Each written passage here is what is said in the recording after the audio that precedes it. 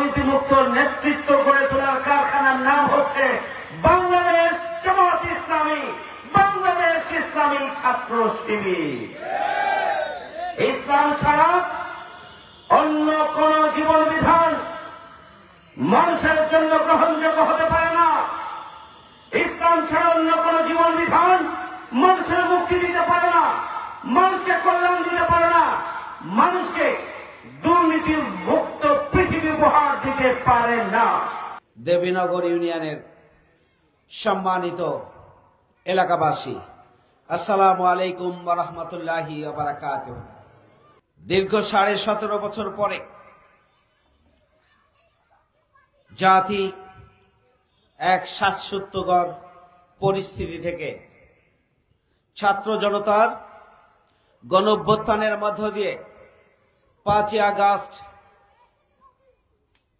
একটি ঐতিহাসিক গণঅভ্যুত্থানের মধ্য দিয়ে একটি নতুন বাংলাদেশ আমরা পেয়েছি। এই নতুন বাংলাদেশে আমরা কথা বলার সুযোগ পেয়েছি, মত প্রকাশের সুযোগ পেয়েছি, আমরা স্বাধীন মতো চলাফেরা করার সুযোগ পেয়েছি। আপনারা জানেন বাংলাদেশ জামাত ইসলামী সবচেয়ে বৃহৎ, সুশৃঙ্খল, অর্গানাইজড একটা ইসলামী দল বাংলাদেশে। আওয়ামী লীগ মনে করেছিল যদি জামাত ইসলামীকে নিশ্চিহ্ন করা যায়, জামাত ইসলামী রাজনীতি নিষিদ্ধ করা যায়, জামাতের নেতৃত্বকে যদি খতম করে দেওয়া যায়, তাহলে 41 সাল পর্যন্ত ক্ষমতায় থাকার স্বপ্ন বাস্তবায়ন হবে। কিন্তু বিধিদাম তারা আমিরে জামাত মাওলানা মতিউর রহমান নিজামী সহ 11 জন শীর্ষ নেতাকে হত্যা করার ষড়যন্ত্র করেছিল। ফাঁসি দিয়ে জেলখানায় রেখে, বাইরে রেখে নির্যাতন করে 11 জন শীর্ষ নেতাকে হত্যা করেছিল তারা। জামাত ইসলামীর 500 নেতা কর্মীকে হত্যা করে জামাত ইসলামীকে নিশ্চিহ্ন করতে চেয়েছিল। 20,000 মামলা দিয়ে লক্ষ লক্ষ নেতা কর্মীকে ঘর ছাড়া, বাড়ি ছাড়া, ব্যবসা ছাড়া এবং তাদের চাকরিচ্যুত করা হয়েছিল। সংগ্রামী ভাইয়েরা আমার, কেন্দ্রীয় অফিস থেকে শুরু করে ঢাকা মহানগরী অফিস এবং বাংলাদেশের প্রতিটি জেলা অফিস, উপজেলা অফিসগুলোতে তালা মেরে দিয়ে বন্ধ করে দেওয়া হয়েছিল। জামাত ইসলামের নিবন্ধনকে বাতিল করা হয়েছিল, জামাত ইসলামের প্রতীকী দাঁড়িপাল্লাকে কেড়ে নেওয়া হয়েছিল, এমনকি জামাত ইসলামী বাংলাদেশকে নিষিদ্ধ করে দেওয়া হয়েছিল। কিন্তু জামাত ইসলামী বাংলাদেশ 18 কোটি মানুষের দোয়া নিয়ে আল্লাহর সন্তুষ্টি অর্জনের লক্ষ্যে এদেশের 18 কোটি মানুষের মুক্তির জন্য, কল্যাণের জন্য, তাদের স্বাধীনতার সার্বভৌমত্বের অগ্রণী সৈনিক হিসাবে বাংলাদেশ জামাত ইসলামী এদেশের জমিনে রাজনীতি করে। তাই জামাত ইসলামীকে নিশ্চিহ্ন করা যায়নি। 1 আগস্ট 2024 সালে জামাত ইসলামীকে নিষিদ্ধ করা হয়েছিল। আর শেখ হাসিনা 5 দিনের ব্যবধানে এদেশের 18 কোটি মানুষের মাধ্যমে নিষিদ্ধ হয়ে পিছন দরজা দিয়ে লক্ষণ সেনের মতো ইন্ডিয়া পালিয়ে যেতে বাধ্য হয়েছিলেন। সংগ্রামী ভাইয়েরা আমার,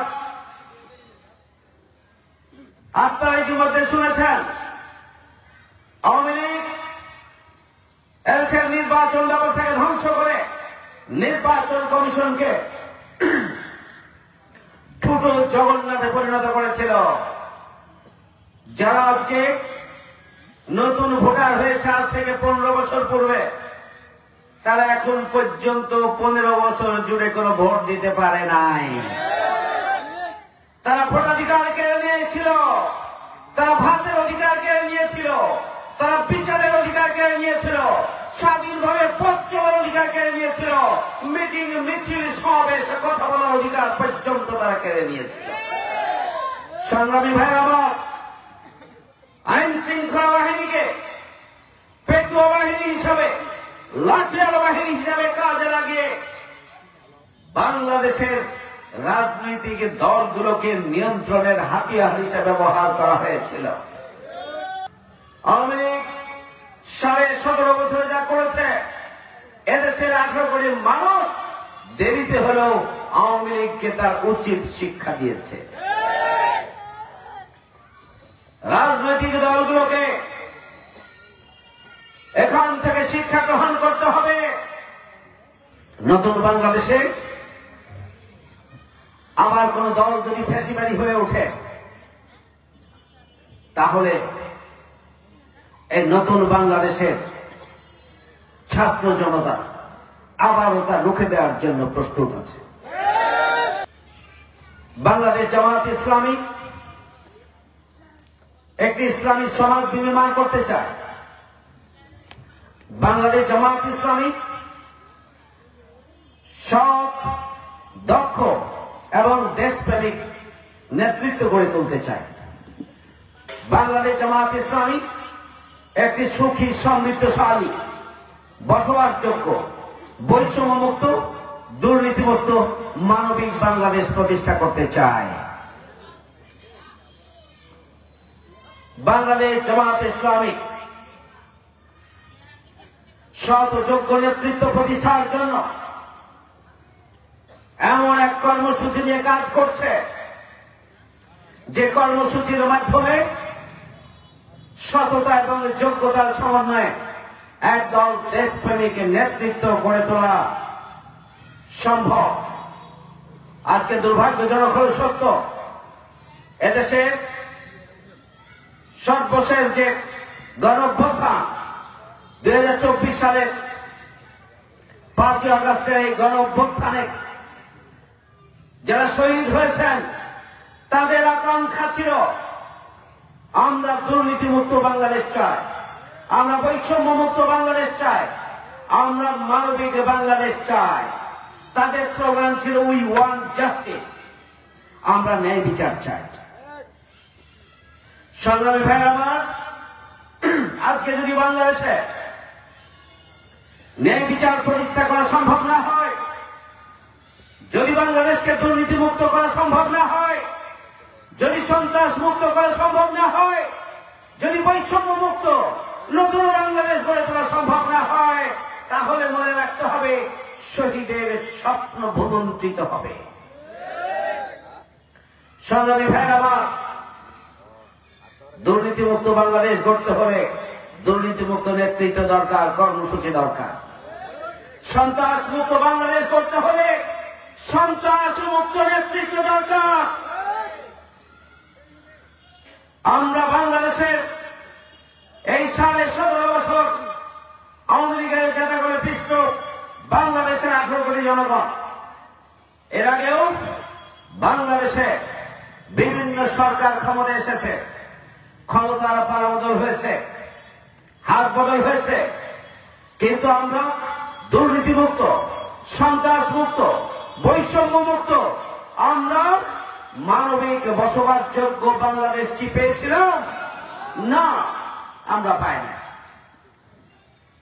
সুতরাং হাত বদল বড় কথা নয়, পালা বদল বড় কথা নয়, ব্যক্তির পরিবর্তন বড় কথা নয়, সবচেয়ে বড় কথা হচ্ছে আগামী দিনের নতুন বাংলাদেশের জন্য সৎ, যোগ্য, পাশাপাশি নৈতিকতা সমৃদ্ধ, দেশপ্রেমিক, মানবিক নেতৃত্ব দরকার, যারা দুর্নীতি করবে না, যারা সন্ত্রাস করবে না, যারা একটি পয়সা নিজের পকেটে অন্যের অধিকার নষ্ট করে পকেটে ঢোকাবে না, এমন নেতৃত্ব দরকার।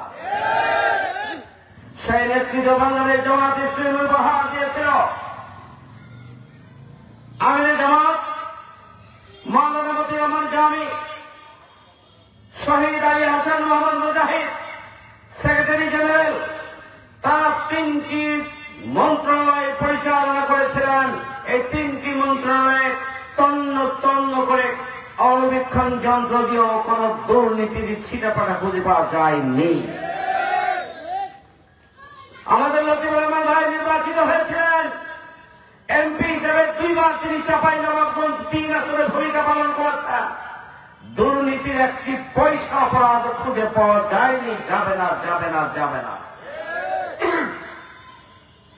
সংগ্রামী ভাইরা আমার, মোখলেসুর রহমান ভাই উপজেলা চেয়ারম্যানের দায়িত্ব পালন করেছেন। পৌরসভার মেয়র হিসাবে লতিফ রহমান ভাই এবং নজরুল ইসলাম ভাই দায়িত্ব পালন করেছেন, দুর্নীতি করেননি। ভাইরা আমার, দুর্নীতিমুক্ত যদি বাংলাদেশ গড়তে হয় তাহলে দুর্নীতিমুক্ত নেতৃত্ব প্রয়োজন। আর দুর্নীতিমুক্ত নেতৃত্ব গড়ে তোলার কারখানার নাম হচ্ছে বাংলাদেশ জামাত ইসলামী, বাংলাদেশ ইসলামী ছাত্র শিবির। ইসলাম ছাড়া অন্য কোন জীবন বিধান মানুষের জন্য গ্রহণযোগ্য হতে পারে না। ইসলাম ছাড়া অন্য কোন জীবন বিধান মানুষের মুক্তি দিতে পারে না, মানুষকে কল্যাণ দিতে পারে না, মানুষকে দুর্নীতির মুক্ত পৃথিবী উপহার দিতে পারে না। সংগ্রামী ভাইয়েরা আমার, বাংলাদেশ জামাত ইসলামী তার প্রতিষ্ঠা লগ্ন থেকে দুর্নীতিমুক্ত, বৈষম্যমুক্ত, বসবাসযোগ্য একদল মানুষ গড়ে তোলার মধ্য দিয়ে একটা মানবিক বাংলাদেশ গড়ে তোলার জন্য কাজ করে যাচ্ছে। আমরা আমাদের কার্যক্রমের ধারা অব্যাহত রেখেছি। আমাদের উপরে জুলুম, নির্যাতন, নিপীড়নের স্টিম রোড চালানো হয়েছে, কিন্তু জামাত ইসলামীকে নিষিদ্ধ করা যায়নি, জামাত ইসলামীকে নিঃশেষ করা যাবে না। প্রিয় ভাইরা আমার, আমরা জামাত ইসলামী বাংলাদেশ যে আদর্শ নিয়ে কাজ করে, সেই আদর্শ ইসলামী আদর্শ। এখানে নারীদের অধিকারকে সমুন্নত করা হয়েছে, নারীদের মর্যাদাকে সংরক্ষণ করা হয়েছে। ইসলাম যেভাবে নারীদের অধিকার দিয়েছে, পৃথিবীর কোন রাষ্ট্র এবং জীবন বিধান নারীদেরকে সেই মর্যাদা দিতে পারেনি। কিন্তু বিভ্রান্তি ছড়ানো হচ্ছে, যদি ইসলাম ক্ষমতায় অধিষ্ঠিত হয় তাহলে নারীদেরকে আফগানিস্তানের মতো ঘরে ঢুকানো হবে। মিথ্যা কথা, অপপ্রচার। ইসলাম অমুসলিমদের যে মর্যাদা দিয়েছে, অমুসলিমদেরকে ধর্ম চর্চা করার সুযোগ দিয়েছে, তাদের সুরক্ষার যে ব্যবস্থা করেছে, অন্য কোন জীবন বিধান তা করতে পারেনি এবং তা পারবে না। সুতরাং আগামী দিনে বাংলাদেশে যদি নারীদের অধিকার প্রতিষ্ঠা করতে হয়, যদি অমুসলিমদের অধিকার প্রতিষ্ঠা করতে হয়, যদি নাগরিক অধিকার নাগরিকের কাছে পৌঁছে দিয়ে বসবাসযোগ্য একটি মানবিক বাংলাদেশ প্রতিষ্ঠা করতে হয়, তাহলে ইসলামের ভিত্তিতে একটি রাষ্ট্র ব্যবস্থা প্রতিষ্ঠা করার কোন বিকল্প নেই। বাংলাদেশ জামাত ইসলামী সেই কর্মসূচি নিয়ে মাঠে ময়দানে কাজ করে যাচ্ছে। প্রিয় ভাইরা আমার, আমরা একটি মানবিক, বসবাসযোগ্য, শান্তিময় চাঁপাইনবাবগঞ্জ গড়ে তুলতে চাই। চাঁপাইনবাবগঞ্জ আমরা লক্ষ্য করছি, আওয়ামী লীগ